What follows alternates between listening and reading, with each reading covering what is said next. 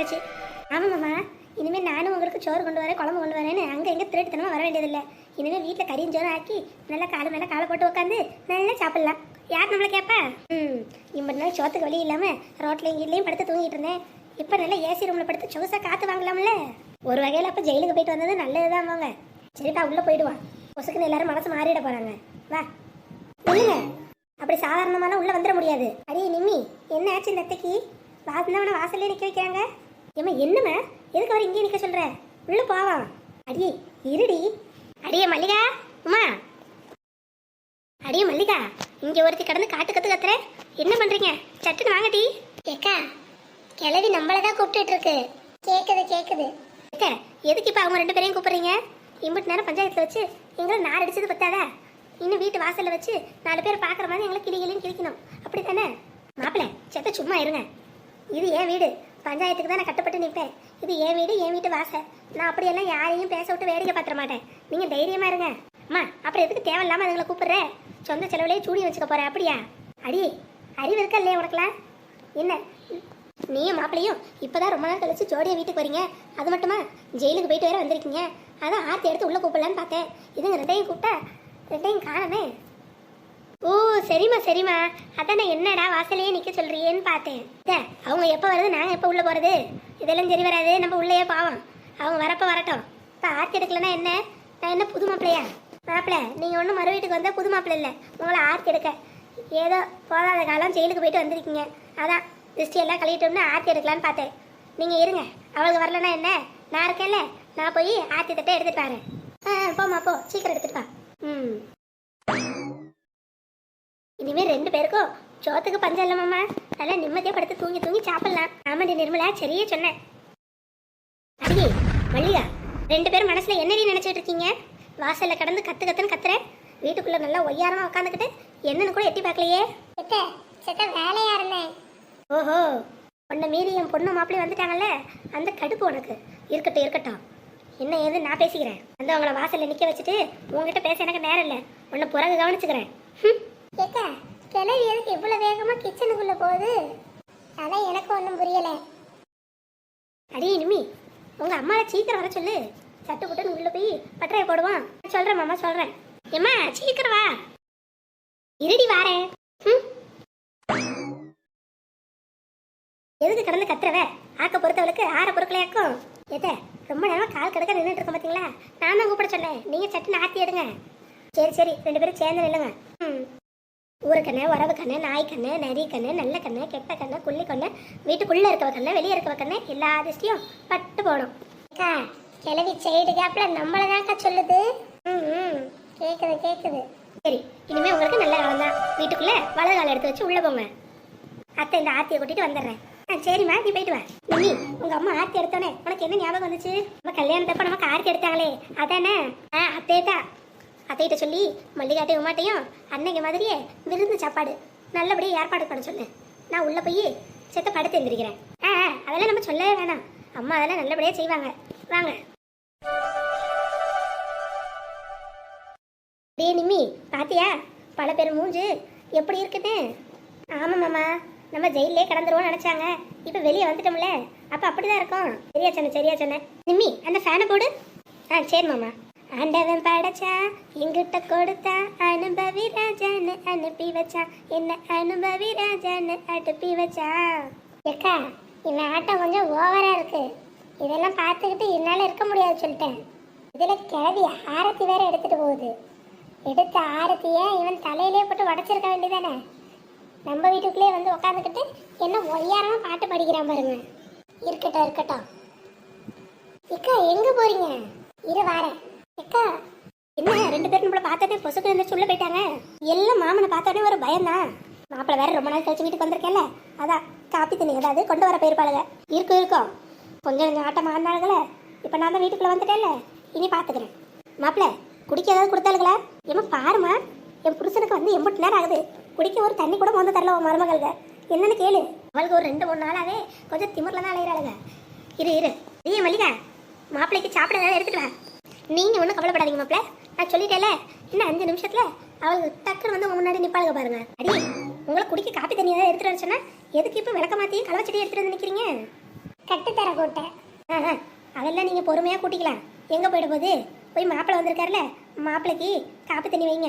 மதியத்துக்கு பிரியாணிக்கு ஏற்பாடு பண்ணுங்கடி. இந்த கட்டாங்கரை தூட்டி சாணி எழுறதெல்லாம் சமையல் வேலையை முடிச்சுட்டு பார்த்துக்கலாம். கட்டாந்தர கூட்ட போறது நாங்க இல்ல, அப்புறம் உங்க பொண்ணும் மாப்பிள்ளையும் தான். என்னது இதெல்லாம்? வந்த மாப்பிள்ளைக்கு தான் மரியாதையா? யார கட்டாந்தர கூட்ட சொல்றீங்க? கட்டாந்தர மட்டும் கூட்ட சொல்ல, சாணியும் அல்லணும். ஏண்டி வர வர உங்களுக்கு திமிர் அதிகமாயிடுச்சா? யாரை பார்த்து என்ன பேச்சு பேசிட்டு இருக்கீங்க? மரியாதை போயிடுங்க சொல்லிட்டேன். எத்தே பஞ்சாயத்து கட்டுப்பட்டுதான் உங்க மாப்பிள்ளையும் முன்னும் வீட்டுக்குள்ள விட்டுருக்கு. இல்ல மறுபடியும் ஜெயிலுக்கு தான் போகணும்னு சொல்லிட்டேன். மரியாதையா சொல்றதை செஞ்சுட்டு வீட்டுல இருந்தீங்கன்னா 3 வேளை சோறாது மிஞ்சும். இல்ல மறுபடியும் ஜெயிலுக்குள்ள அந்த கொசுக்கடியில தான் நாத்து புருஷனும் இருக்கணும். பார்த்துக்கங்க, முடிவு உங்களோடது. இன்னும் 1/2 மணி நேரத்துல வருவேன். கட்டாந்தர கூட்டி சாணி எள்ளி மாட்டுக்கு தண்ணி காட்டியிருக்கணும். இல்ல நடக்கிறதே வேற. வாடி உமா போவோம், புரிஞ்சுல? வாரேன். வர வர கொஞ்சம் திமிராதான் இருக்கலுங்க. அடக்குறேன், சர்வத்தையும் அடக்குறேன். என்னம்மா இதெல்லாம்? என்னடி பண்ணி தொலைகிறது? போ, உன்னை நம்பி 5 லட்சம் கொடுத்தேன் பத்தியா? இதுக்கு இன்னும் என்னென்ன பட போடணும் தெரியல. போங்க 2 பேரும் ஒழுங்கு மரியாதையை கட்டாந்தரையை தூக்கி ஓட்டி சாணி எள்ளி வைங்க. மறுபடியும் வந்து பார்த்து கோவத்தில் போலீஸ்ல கம்ப்ளைண்ட் பண்ணிட போராடி. போங்க போங்க. என் பொண்ணையும் மாப்பிள்ளை இந்த நிலைமைக்கு ஆளாக்கின இவள்களை நான் சும்மா விட மாட்டேன். இம்புட்டு நாள் தெரு தெருவா வீதி வீதியா இருக்க இடம் இல்லாமல் திரியிறோமே. இப்போ சொகுச்சா மாமியார் வீடு கிடச்சிருச்சுன்னு நினச்சேன். ஆனால் இங்கே வந்து எப்படி கட்டாந்தர கூட்ட விட்டாளுகளே. பாவி மனசா, எல்லாம் ஒன்னால வந்தது. நான் இந்த வீட்டில் ராணி கணக்காக வாழ்ந்து வந்தேன். இன்னைக்கு ஒன்னால இப்படி ஆடு மாடுக்கு சாணி அழுற நிலமையில என்ன கொண்டு விட்டுட்டீல. இதுக்கு பேசாம ஜெயிலே இருந்திருக்கலாமோ? அங்கேயாச்சும் வேலை வாங்காம 3 வேளையும் சோறு போட்டாங்க. இவங்க வேலை வாங்கி முதுகெலும்பு உடச்சிருவாளுங்க போலயே. அடியே நிம்மி, எனக்காக ஒரு உதவி பண்றியா? சொல்லு, பண்ணி தொலைகிறேன். அது ஒண்ணுமில்ல, மாமா தான் கட்டாந்தர கூட்டிட்டு இருக்கேன்ல, இந்த சாணியை மட்டும் நீ அள்ளி போட்டுறியா? ஒரே கப்பு, கிட்டக்க போக முடியலமா. இது நல்லா இருக்கே. ஒன்னாலதான் நான் இப்ப கட்டாந்தர கூட்டி சாணி அள்ளிட்டு இருக்கேன். இதுல உனக்கும் சேர்த்து நான் சாணி அள்ளணுமா? அதெல்லாம் முடியாது. மரியாதை நீயே அள்ளிக்க. ஏண்டி புருஷன் ஒரு மரியாதை இல்ல? ஆமா, பொல்லாத மரியாதை. புருஷன் புருஷன். ஒன்னாலதான் எனக்கு இந்த நிலைமை. ஜெயிலில் உட்காந்து சாணி அள்ளி கட்டாந்தர குட்டி இன்னும் என்னென்ன பாடுபட போறனோ தெரியல. நீ அள்ளனா என்ன? நானும் அள்ள மாட்டேன். போ, எனக்கு என்ன தலையெடுத்த என்ன? நான் சாணி அள்ளணும்னு நானும் அள்ள முடியாது. அழுடா, வேலை செய்யற இடத்துல என்ன பேச்சு வேண்டி கிடக்கு? என்ன இன்னும் வேலை ஒன்றும் ஆகல போல. மசம் நின்றுட்டே இருந்தா எப்படி? சட்டப்பட்டுன்னு சாணி கூட கொண்டு போய் கூப்பிட்டுங்க.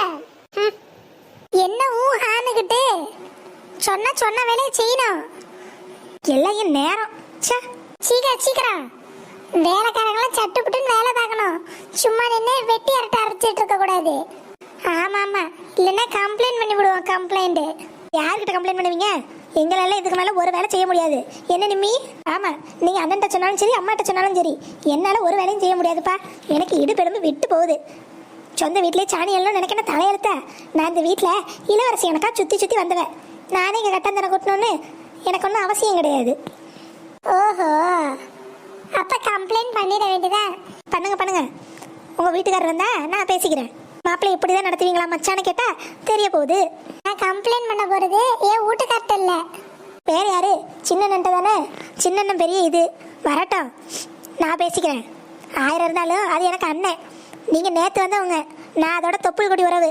என்ன எங்கள் அண்ணன் வேணும்னு ஒதுக்கிறாது. பரவாயில்லம்மா வாமான்னு உள்ள கூப்பிட்டுக்கோம். இப்படி சாணியெல்லாம் சொல்லாது. 1000 இருந்தாலும் அதோட தங்கச்சினா. நேற்று வந்து நீங்கள் பெருசா இல்லை கூடவே பிறந்த நான் பெருசான்னு பார்த்தா நான் தான் எங்கள் அண்ணனுக்கு பெருசு. சரியா சொன்னேன். 1000 இருந்தாலும் தொப்புள் கொடி வந்தோம் விட்டு போகுமா? அப்படியே நானும் உள்ள புந்து வீட்டுக்குள்ளே வந்துடுவேன். யார்கிட்ட வேணா கம்ப்ளைண்ட் பண்ணுங்க. நாங்கள் கம்ப்ளைண்ட் பண்ண போகிறது ஒன்றும் ஏன் வீட்டுக்கார்ட்டையோ இல்லை சின்னவர்கிட்டயோ கிடையாது. அப்புறம் போலீஸுக்கு. என்னது போலீஸ்கா? என்னால மறுபடியும் அங்கே போயெல்லாம் கொசுக்கடியில் வாழ முடியாது. அப்போ ஒழுங்கு மரியாதையா நாங்கள் சொல்கிற வேலையை செஞ்சுக்கிட்டு வீட்டோட கிடங்க.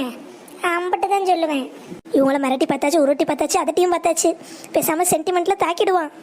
எண்ணி நீங்கள் எனக்கு அம்மா மாதிரி. எண்ணி உங்கள் புள்ள மாதிரி. நான் ஏதோ தெரியாமல் ஒரு வாட்டி தப்பு பண்ணிட்டேன், என்ன மன்னிச்சிருங்க. நீ இந்த வேலையெல்லாம் நான் பார்த்தா உங்கள் மனசு தாங்குமா சொல்லுங்க?